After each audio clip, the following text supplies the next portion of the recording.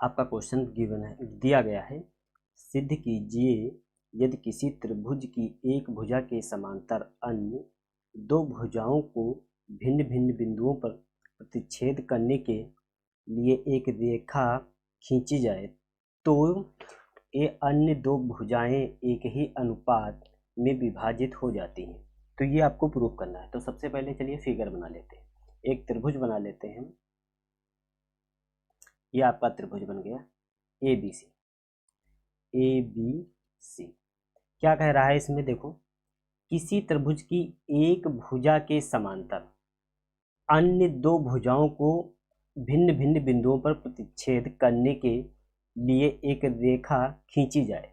तो इसमें देखो, BC के पैरेलल अगर हम एक रेखा खींच देते हैं DE, BC के पैरेलल अगर एक हम रेखा खींच देते हैं, DE रेखा हमने ड्रा कर दिया, बना लिया, तो क्या कह रहा है, ये अन्य दो भुजाओं को एक ही अनुपात में विभाजित हो जाती, अन्य दो जो भुजाएं हैं एक ही अनुपात में विभाजित हो जाएंगी। तो इसका मतलब ये है कि जो AD यहाँ पे पहले जो दिया गया हो पहले नोट कर लीजिए, दिया गया है क्या है आपको, देखिए त्रिभुज ABC में आपकी जो है DE ये किसके पैरेलल है, BC के पैरेलल है, ठीक।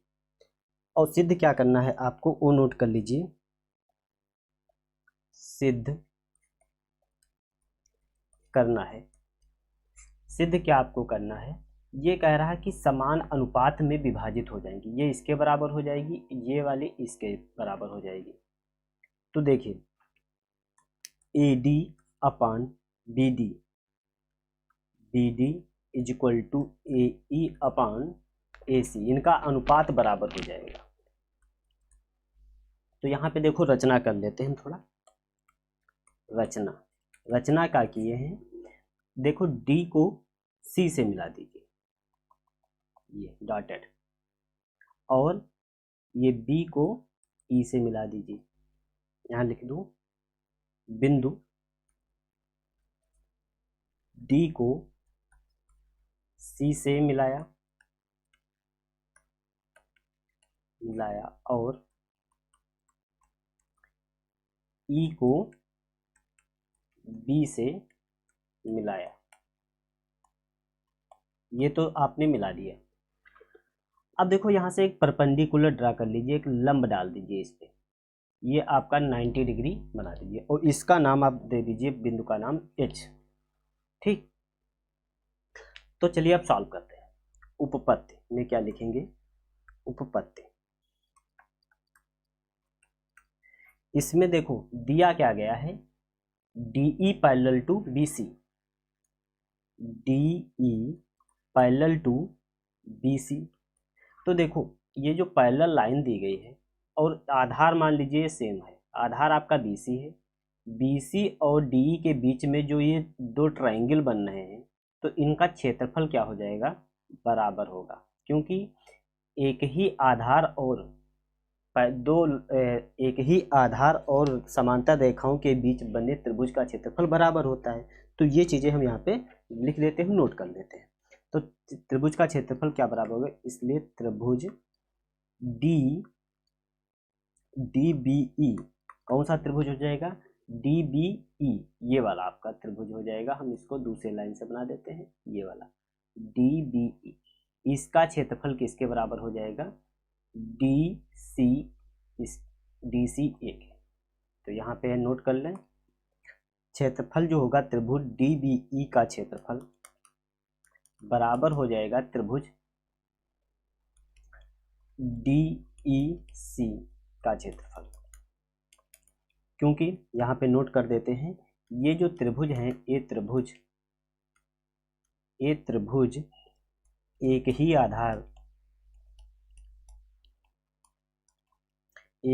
आधार और एक ही समांतर रेखाओं के बीच में है, समांतर रेखाओं के बीच में है, इसलिए तो ये बराबर हो जाएंगे। तो इसका आप इक्वेशन नंबर 1 डाल दीजिए। अगला देखो, दूसरा क्या करोगे, आप त्रिभुज हम कौन कौन से ले लेंगे, दूसरे त्रिभुज आपका हम ADE ले लेते हैं, ये वाला, और ये त्रिभुज ले लेंगे DBE। इन दोनों त्रिभुजों को हम सॉल्व करते हैं। तो अब देखिए त्रिभुज, इनका रेशियो हम, क्षेत्रफल किसका होगा, ADE का क्षेत्रफल बटे, पहले ऊपर वाले का हो जाएगा क्षेत्रफल ADE, तो नीचे क्या है BDE का क्षेत्रफल। त्रिभुज क्षेत्रफल किसका हो जाएगा, BDE का क्षेत्रफल। क्षेत्रफल का फार्मूला क्या होता है, आधार गुणे 1/2, आधार इसमें क्या है AD, इसमें हम ले लेते हैं AD और नीचे का है आधार BD, तो AD गुणे लंब इसका क्या है, लंब है EH, दोनों में EH ही है, अपान में BD गुणे EH। तो आप ये हो जाएगा 1/2 कैंसिल, EH कैंसिल, तो ये आ जाएगा आपका AD/BD। ये आपकी क्वेश्चन नंबर 2 डाल दीजिए इसको। अब सिमिलरली इसी टाइप से इधर ले लीजिए आपका, हम इसका दूसरा चेंज कर देते हैं। ये आप त्रिभुज ले लीजिए ADE और DCE में, ये त्रिभुज हम ले लेते हैं, इसमें भी लगाओगे, इनका रेशियो क्या करोगे, त्रिभुज का क्षेत्रफल लगाओगे 1/2 आधार गुणे लंब, तो दोनों में ये लगा दीजिए, तो त्रिभुज ADE का क्षेत्रफल बटे त्रिभुज क्या था नीचे वाले का DEC का क्षेत्रफल क्या होता है, आधार गुणे 1/2, आधार इसका तो आपका इधर क्या ले लोगे, अगर आप इधर से परपेंडिकुलर ड्रा करोगे तो आप इधर ड्रा कर दीजिए, इसमें क्या हो जाएगा EH, सॉरी आधार है AE और इन आधार नहीं, आधार तो BC ही है आपका, लंब आधार है D, नहीं आधार तो ये होगा, इसका नाम कुछ F कर दीजिए, AE और इसको AF, AE इंटू DF, इसमें क्या करोगे 1/2, आधार नीचे क्या आपका हो जाएगा EC इंटू DF, तो ये आपका कैंसिल हो जाएगा इससे, तो ये आ जाएगा आपका AE/EC। ठीक, अब देखो ये त्रिभुज का क्षेत्रफल, त्रिभुज ADE का क्षेत्रफल बटे त्रिभुज DEC का क्षेत्रफल, ये हो जाएगा आपका, इसको थर्ड कर दीजिए, तीसरा। अब देखो ये आपका बराबर है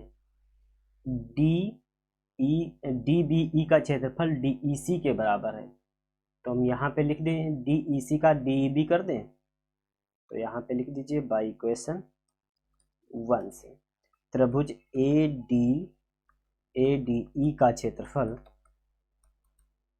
और DEC की जगह पे हम लिख देते हैं DEC का क्षेत्रफल DBE के क्षेत्रफल को बराबर कर देते हैं, क्षेत्रफल जो हो जाएगा